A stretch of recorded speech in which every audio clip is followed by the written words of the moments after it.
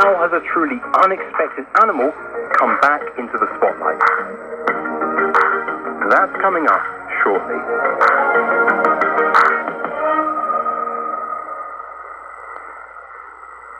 Hello, I'm Moira Alderson with the BBC News.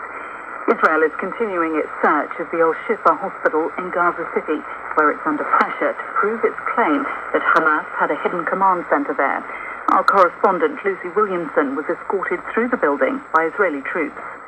The Israeli army showed us Kalashnikov rifles, ammunition and body armor, hidden by Hamas behind scanners and in cupboards, they said, in an active medical unit. The army also showed us laptops, which we were told contained photos and videos of hostages held by Hamas, along with recently released footage of Israeli interrogations of those they arrested after the attack. The army is now searching the rest of the hospital for the underground tunnels Israeli and US intelligence say lie beneath Al-Shifa.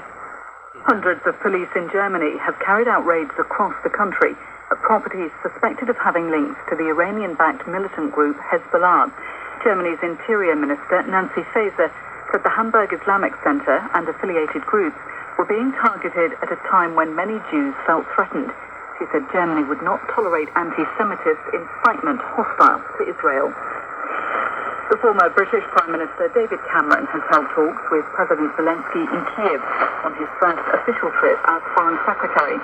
James Waterhouse is in Kiev. I think what President Zelensky would have been listing out for was the word continuation, which he got.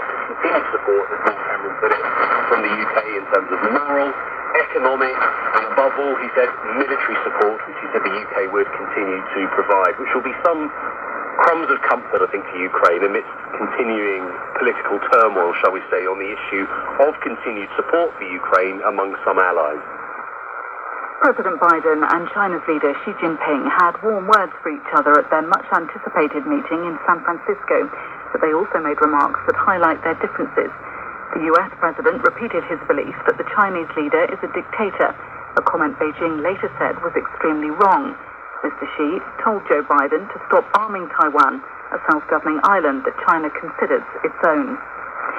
Spain's parliament is expected to hand Pedro Sanchez a new term as prime minister today, with the country divided over his decision to grant Catalan separatists an amnesty in return for their support. Hedgeko has more details.